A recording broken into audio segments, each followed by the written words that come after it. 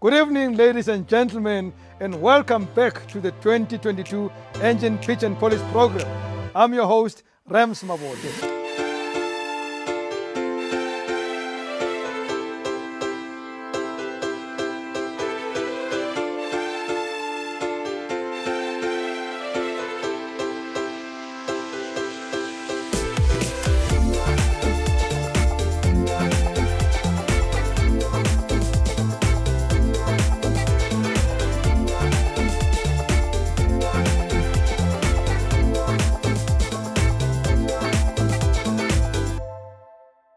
Tonight, we reached the end of the first round of the competition, and it's been quite a ride. By the end of this episode, we will know which yellow group contestants make it through. Another elimination already. Am I the only one who thinks this is getting harder and harder? But let's take our minds off the elimination for a moment and move on to something more cheerful. We recently sent our crew down to Cape Town to catch up with the guys from Guju, the winners of last year's pitch and polish competition. Let's take a look. I can't believe it's 6 months down the line after the pitch and polish competition. It feels like it hasn't sunk in yet. On our way back, I got very emotional on the plane, and it feels like it's sinking in now while we're sitting here. So it's absolutely amazing.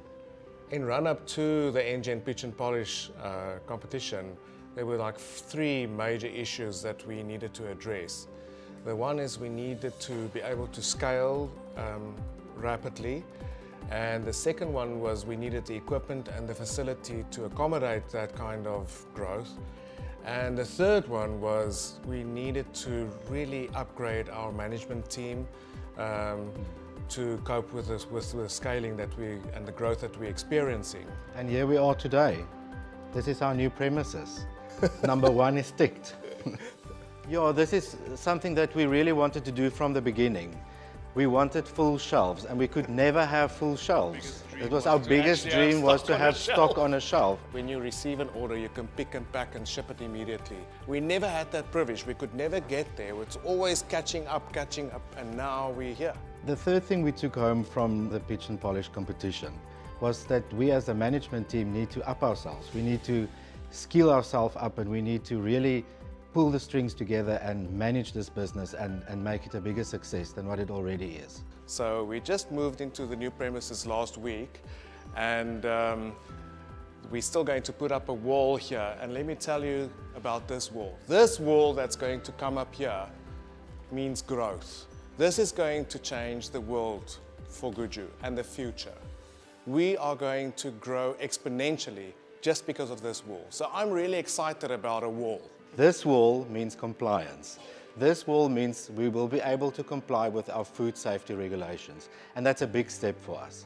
Now we can supply the bigger retailers. So that's the importance of the wall. It's going to change everything for us, but the exciting stuff is still coming, the equipment that we're going to receive soon. Viljoen, why don't you show them? So this is where our equipment that we won from the Engen pitch and polish will be. Over here will be our bottle washer, our bottle filler, our bottle capper, and here we will have our labeler and our date stamp. And that will help us increase our production, and we will be ready to supply the big retailers very soon. Hey guys, come and look upstairs. There's more upstairs.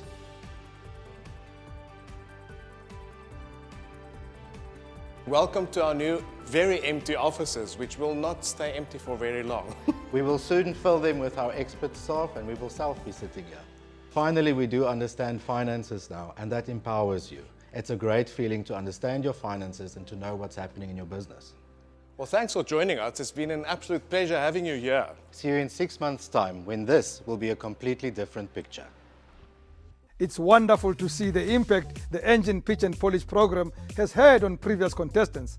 I find it so inspiring. And speaking of inspiring, it's time for me to introduce tonight's first contestant. Meet our second and final contestant from the Western Cape, Victor Sables, owner of Kathy's Kitchen. Let's find out if he's onto a winning recipe with his pitch. Hi there, Victor. Hi, You're looking quite chilled. thank you. Are you? Good, thanks. I think I'm pretty chilled about doing this.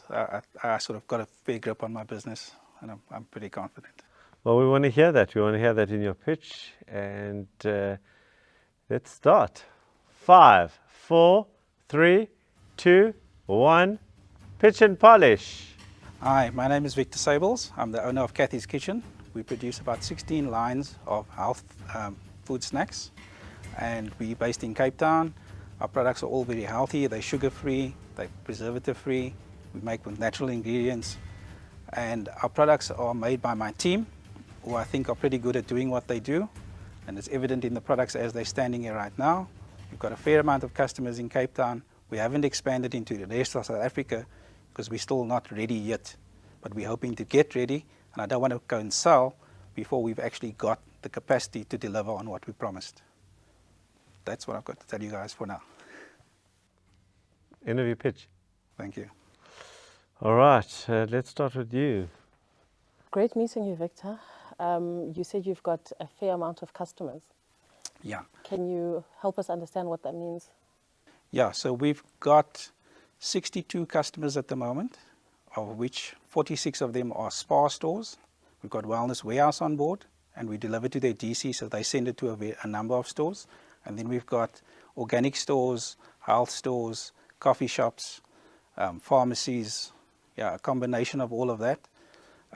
My focus is obviously to try and grow the spas and get into Pick and Pay at some stage, but I'm not. We do supply Engen as well, some Engen garages right now. I'm not ready to go to Pick and Pay as yet. Okay, I'm curious about why that is, but let me ask you another question. As far as your unique selling proposition, you've mentioned a few things around clean products and the type of products that one could find at other health type outlets. What would you say is unique about yours specifically? Okay, so the products we're making right now are geared at health conscious people. But what I found is I'm diabetic as well. So I've gone and tried a lot of these products. And yes, they are sugar-free, but they don't taste great at all. So I did a little bit more research. I went onto Diabetic South Africa's website. I did more research overseas. I spoke to nutritionists, and I found out that actually what we're doing is tasting great, but it's also catering for the health conscious. So our products are not the same as what you will find in Woolies. Woolies do make a cracker like ours, but I've tasted it and I don't want to criticize their product. I just don't think it's great. We found that people will pay a little bit more for ours than they'll pay for the one next door. And from a pricing perspective, where are you pegged relative to your competitors? We are in the upper end, not right at the top, but we're close to the top. We're about second most expensive one that you can find in store. Thank you, Victor. I think and I wish you used those 44 seconds to do this, but the 600, the money that comes with winning this particular program, and the cash and the 650,000 Rand, how would you put that to use?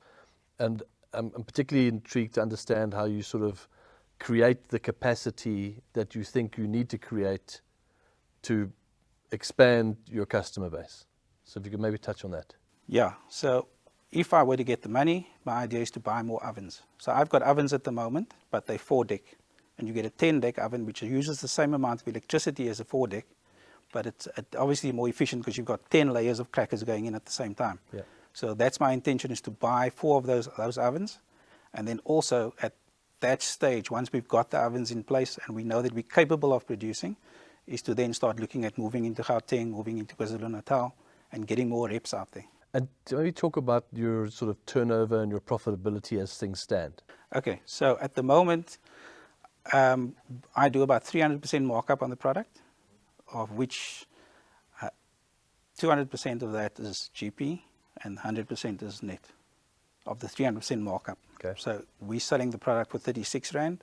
It cost me under 10 Rand to produce. And of that, I allocate about 1/3 towards the overhead structure of the factory, and the other third would be profit, obviously before tax. Okay. Are you prepared to talk about what you're sort of turning over on a monthly basis at the moment?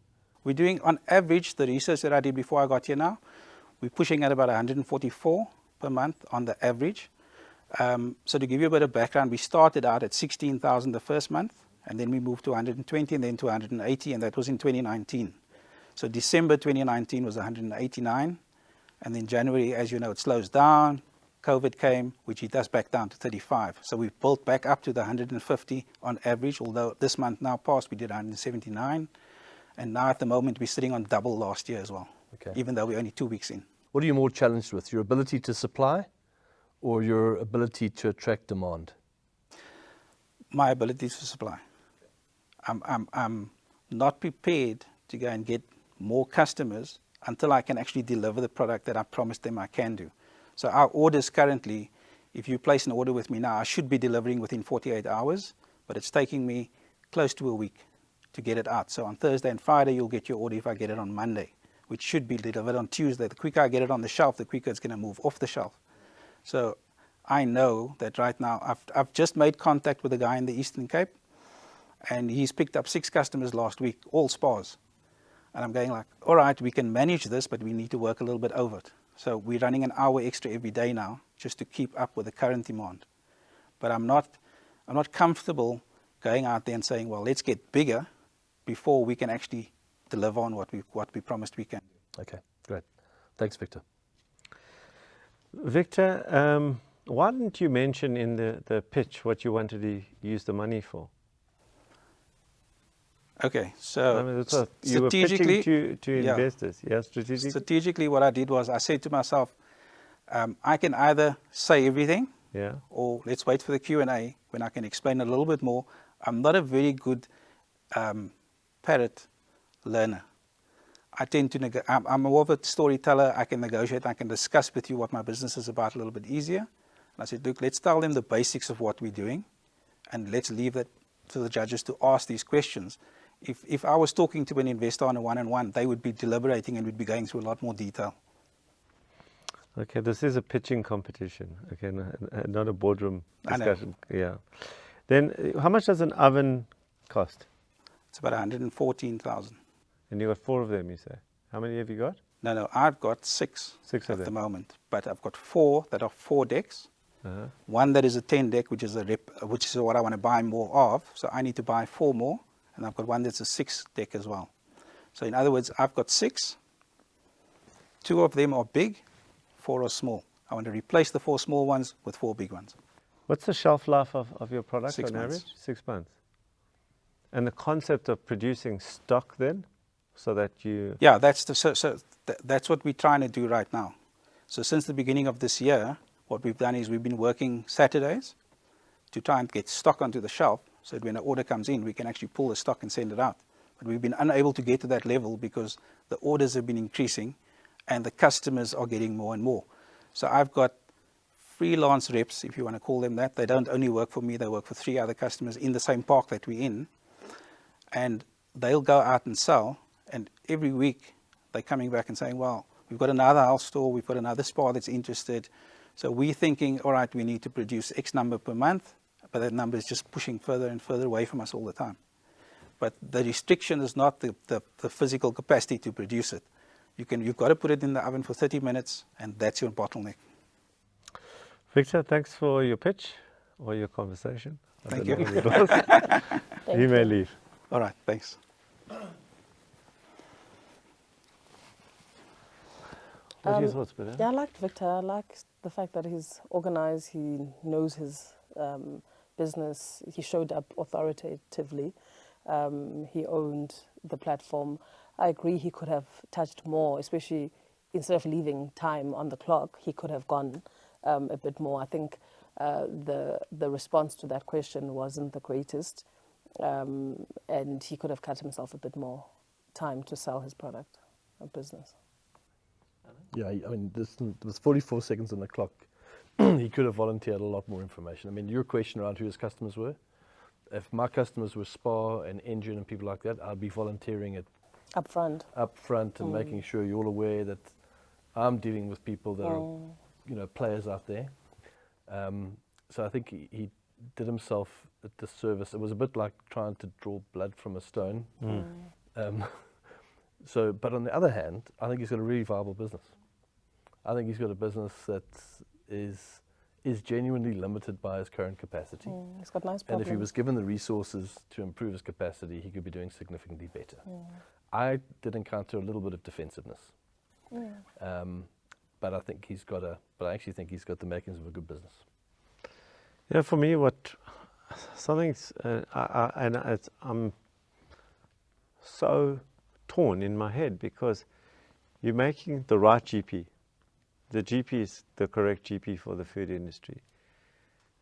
So let's call it the economics at a product level work.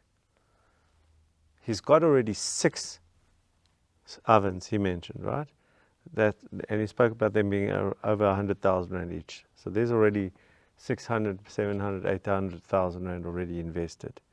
At 35,000 in his first month, or 16,000 in his first month, and that went up. So my assumption is he invested up front. Then COVID happens, and now he's growing again. Surely, if you got demand, you go to a bank and you say, here's my margins, here are the orders from blue chip, Spar, blah, blah, blah. Here's my margins. Fund me. And it's just not something, I can't work it out, and yet I think it's a good business. And part of me loves his conservativeness. I love the fact that he's not a BSer, and he's a straight talk. Yeah. But it's not those two are not reconciling. I feel that there's something else we don't know. That's just my you could be right. I mean, I think so. I agree with your point around. He doesn't seem to be the type of guy who's going to sort of overpromise and underdeliver. Yeah. So it feels like his reputation is obviously important. I like that. The bit around the bank. I mean, what do we know? He may have gone that route. Yeah. My experience with businesses of this type of size is that he's obviously got an overhead which he's needing to carry. Yeah. And I guess it would be good to validate some of what we're seeing in the financials.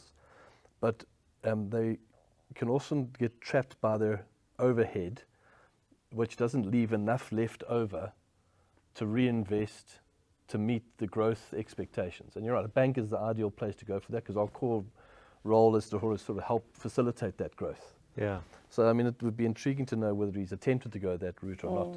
But in the same breath, if I was offered the opportunity to come and pitch and potentially get 650,000 Rand into my business at no cost, I'd be pitching too. Yeah. All right. With that, let's go score. Vic, congratulations on your pitch. Thank you. Thank you. But it turns out you did not pitch. How did you feel about that feedback? Yeah, I think I could have done better with the pitching, maybe given more information in the initial pitch. But my strategy was to say, entice them with what you're doing, and then let them ask the questions, and it's easier to discuss it that way. So I do find that works a little bit better for me. Do you think it could work against you in this instance? There is a possibility, yes. Yeah. It's something that I am worried about. In terms of your business though, do you think they understood what you're selling, what you're doing? I think I was clear enough. I think I answered the questions thoroughly enough. It's an easy sell. I think we got a physical product, so it's easier to tell them this is what we sell and just show them the product. So yeah, I think from the business perspective, I've got it. From the pitching perspective, I don't know. Well, I hope that you got it both ways. Thank I you. can only wish you the best. Cool. Thanks very much. Thank you very much. Was Victor's choice to not use the full allotted time a little too risky? I guess we will have to find out later. But first, I have another take-a-lot voucher worth 5,000 Rand to give away to one lucky viewer. Were you paying attention to Victor's pitch? Because here's tonight's question. How many lines of health food snacks does Victor produce? How many lines of health food snacks does Victor produce? To go into a random draw, simply post the correct answer on the Pitch and Polish Facebook page before midnight tonight. Check back tomorrow because we will post the winner's name on the same page.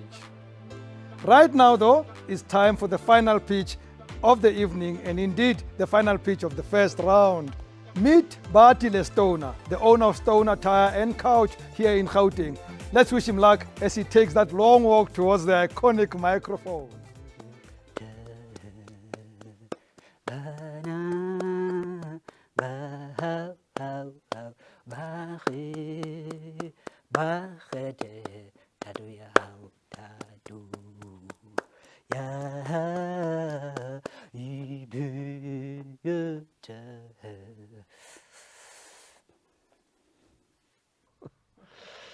Welcome. Hello, sir. That was super original. Quite an entrance, yeah. So is that making you feel more relaxed, More relaxed, more confident. more Yes. confident? And you prepared? I'm prepared. All right, Barty.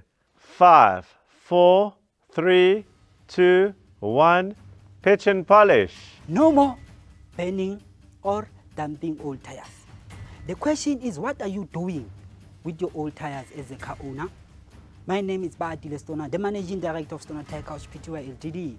I'm a qualified upholsterer and I did carpentry. We are a manufacturing company. We manufacture smart outdoor and indoor tire furniture. We manufacture chairs, couch, tables, ice buckets, speakers. Our products are custom made. Here is one of our table that is made, we made it special.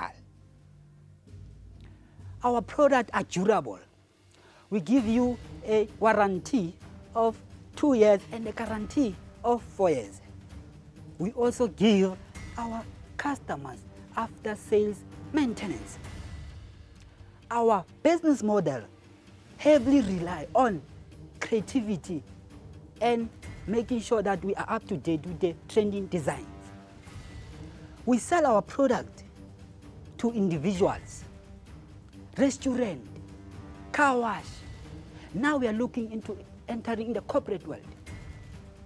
With this 650,000, we are going to buy panel saw, edging machine, pipe bender. And also, we need a delivery vehicle because Cape Town is far. We made a gross. You can say 5 more words. Just for that, because your entrance was so good. 5 more words. 6 at the most. We made a gross profit of 47% and a net profit of 16%. I'm sure there was more than 6 words, but that's okay. Would you like to start? Yeah, wow, what an entrance. Who are some of your competitors in the product that you're putting out? My competitors are tire recycled furniture. Tire recycled furniture. So anyone who recycles tires, there aren't any specific ones that you really are challenged by that are doing something differently or better than you? That tire recycled furniture is the name of the company. Oh, I see. Yes. Okay. Yes, I have indirect competitors, people who do also wood work, outdoor. Yes. Okay, thank you. And why tires? Why did you get into this line of business? Sorry, I hope I won't cry. The plan was to collect the tires and resell them as they are to Redisa, one of the companies that was doing recycle of tires. They will just collect and pay. So I did not manage to register at that time. I was having about 200 tires at home. The question is, what are you going to do now? Because the plan did not go accordingly. Then that's how I started manufacturing tire furniture. Thank you. Alan? I've never seen your products before, but I like what I see a lot. Where are you selling from? How do you expand your distribution? So maybe before you answer that, let me ask you, what is the biggest limiting factor that you're experiencing in being able to grow this business? Currently, I'm limited by the space that I'm using currently. It's a space that is limiting me, yes, and the tool is to fasten the production again. Delivery van is very important because I get clients from Cape Town, I get a friend from Mpumalanga, I get clients even outside South Africa. Now when coming to delivery, I have to hire somebody. And then, when you outsource a delivery, then it's expensive than having your own that you can just pour petrol and do that delivery and come back. What does a product like that cost? For me, for a man buying, not me specifically, but for people buying that product, what do you sell that for? This is 840. 840. And what is your cost to manufacture, to produce that? It was 600. 600. Okay. Okay, thank you. All right. Let's just go. How do you get your clients? The ones from overseas, or from, how do you get them? Via Facebook, Mm-hmm. and also I have a website. So I made very simple. When you just type tire furniture, when you just type stone and tire furniture, it will just appear there. So I can be number 3 on the website there that I will appear. And from a corporate point of view, have you sold any to corporates or big business? Truly speaking, currently I've sold to one of the companies that was they are renting what? They are renting out these big industrial machines. Okay. And how did you get that off Facebook as well? Yes, they got me on Facebook. Okay. All right. So if what the kind of turnover you're doing per month, 100,000, 10,000, 1 million, whereabout are you in terms of your average turnover? Say 15,000. 15. Okay. And how many employees do you have? Is it just you making this? I have 3, but when I need them, they come. Okay. Great. Did you say 15 or 50? 15. 15. Yes. Got you. Okay. All right, Barty, thanks for coming through. You may leave. Thank you.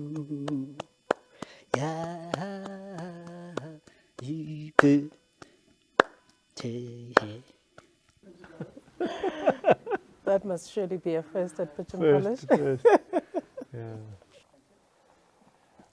Wow, talk about first impressions. I think it's a lovely way to recycle old tires, and I'm very impressed by the fact that he's got some kind of marketing plan in place regarding social media and what sounds like search engine optimization, as far as what he described. I think, in my mind, this is part of why there's an Engen Pitch and Polish. It's for individuals like this who would thrive with the mentorship and the guidance and the support that Engen Pitch and Polish could provide. Yeah. Oh, he's a character. Eh? What a gem. So, I mean, I'm not sure if this is. You'll correct me, Bulele, if this is politically incorrect to say this, but this feels to me like township, like South African, like creative, and that item there is something that I would love to be gracing my patio as a side table because of all those reasons. It just feels like so authentic South African. He needs to understand how to scale this thing so it becomes more meaningful.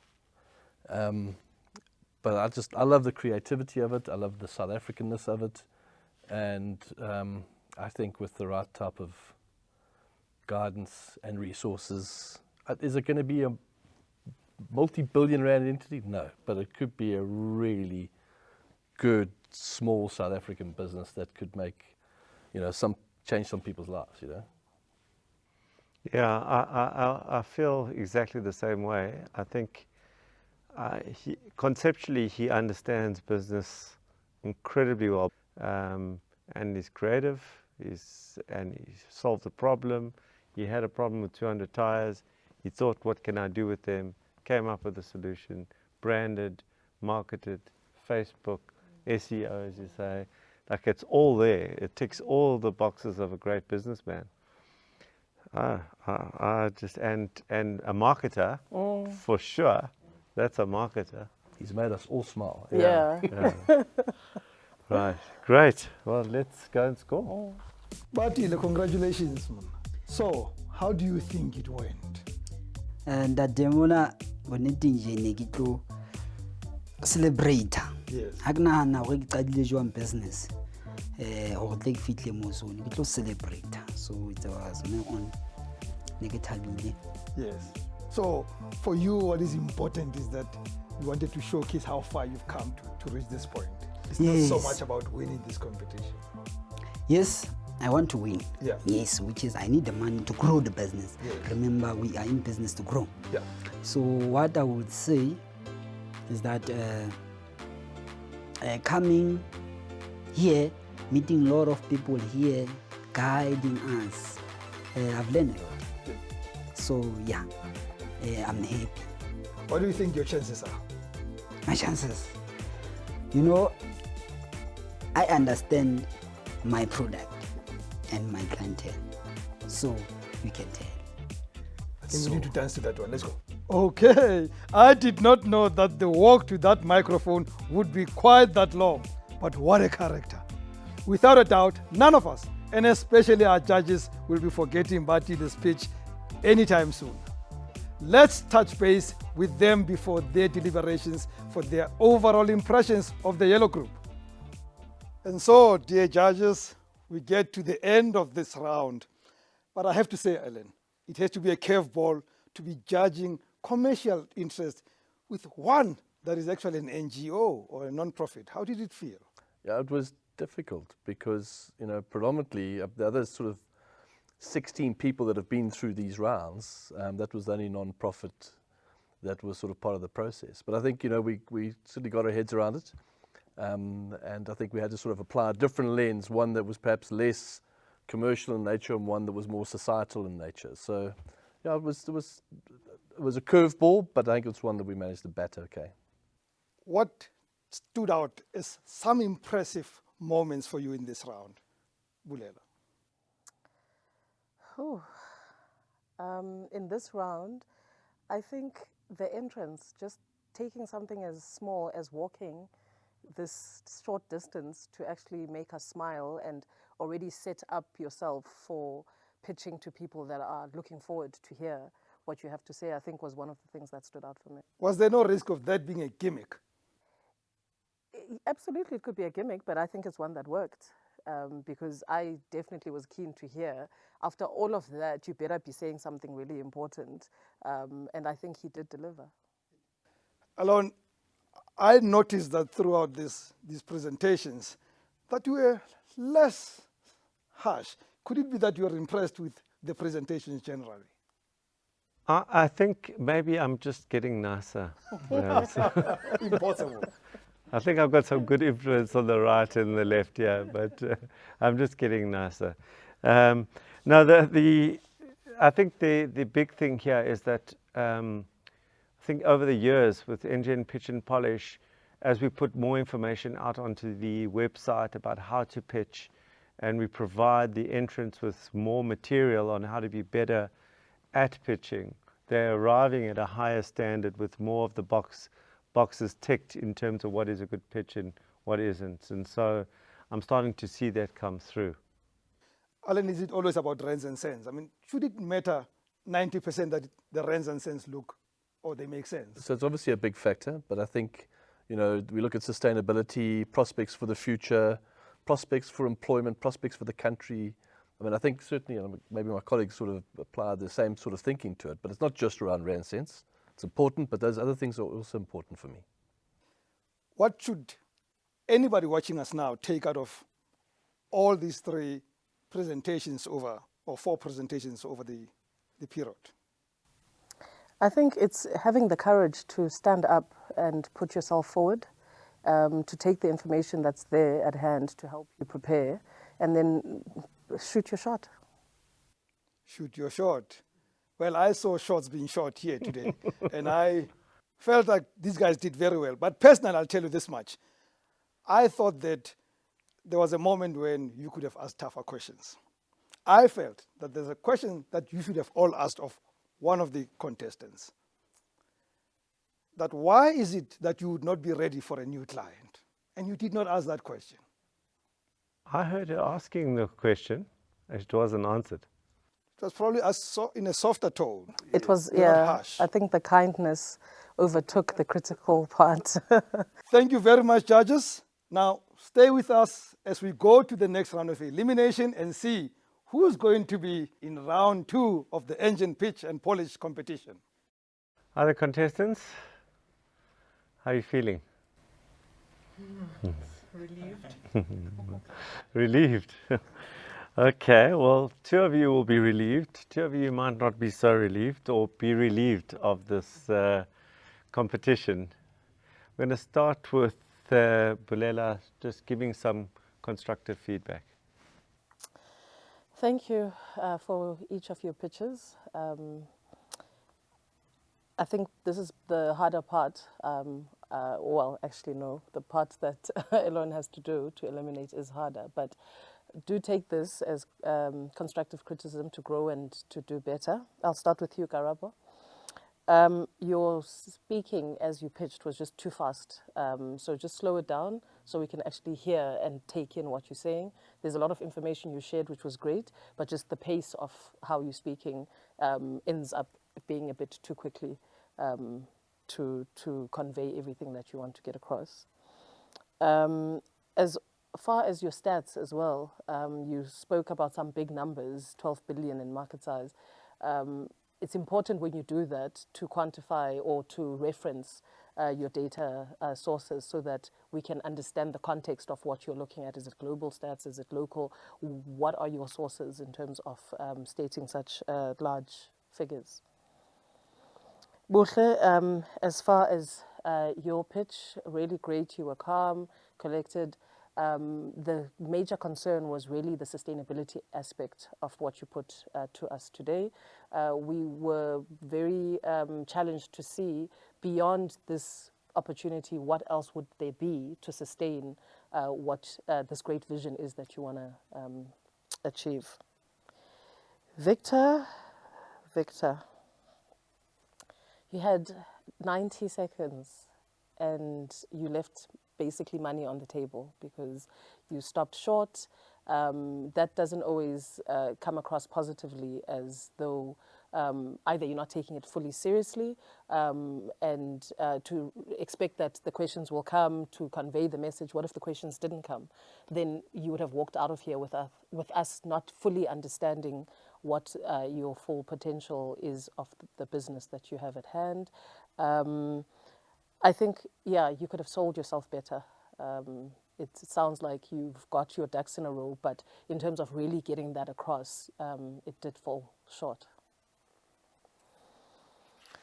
And last but not least, Batile, as far as your offering, I think to start off with the vehicle or the aspirations you have for the prize money involved didn't quite make sense to us in terms of acquiring a vehicle to deliver to Cape Town. Seemed that there'd be better ways and more cost-efficient ways and impactful ways to grow the business than to acquire a vehicle, especially for long-distance transportation of your product.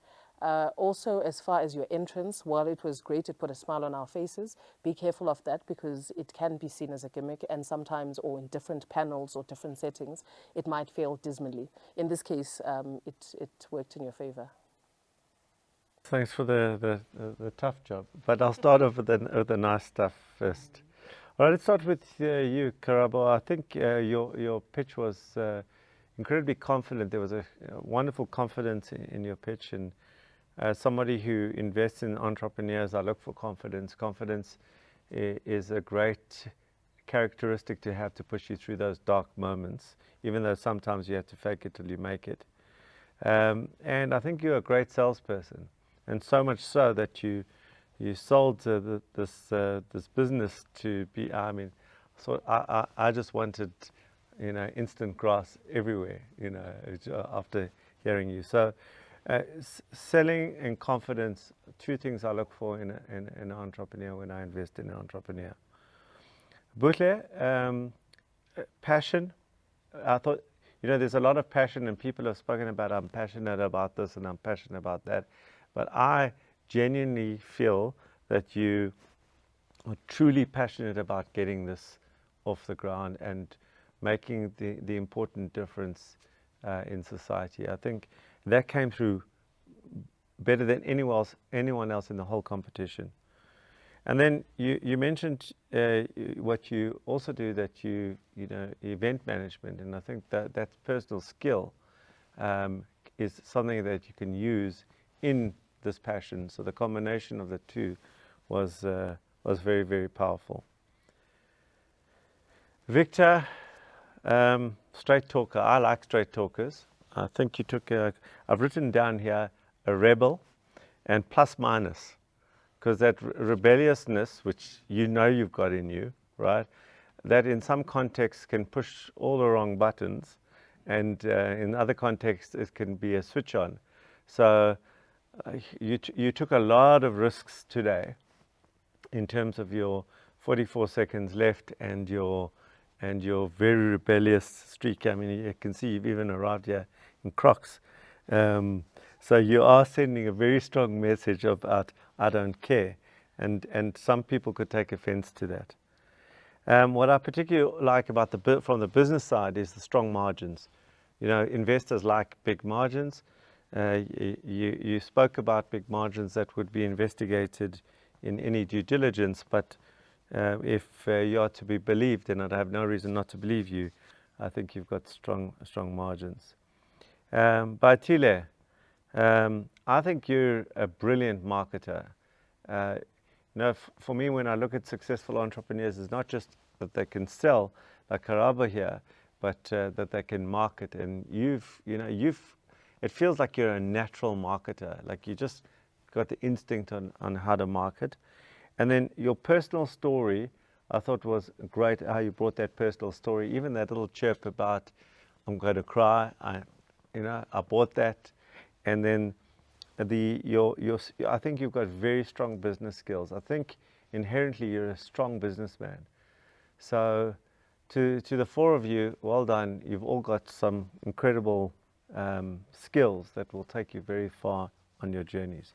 But this is a competition, and competitions mean that you compete. And so two of you are going to have to go.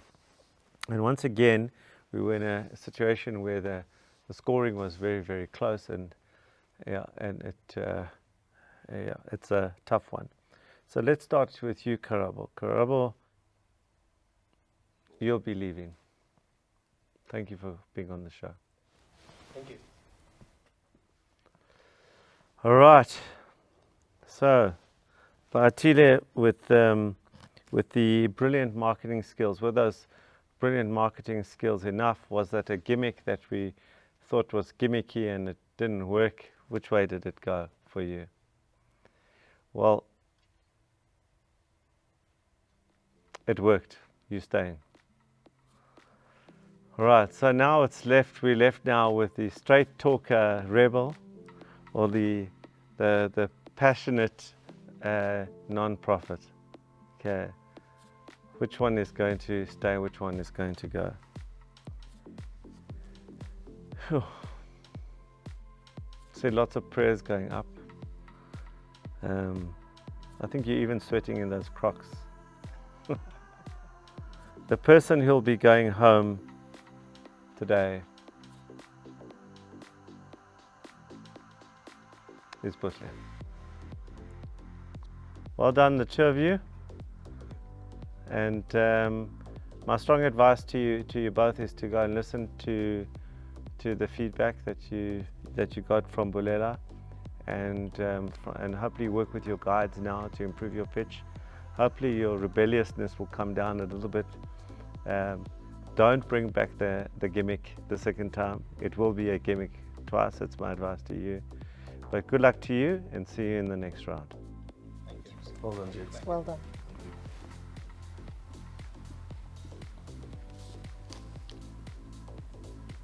Well done, Victor and Barty.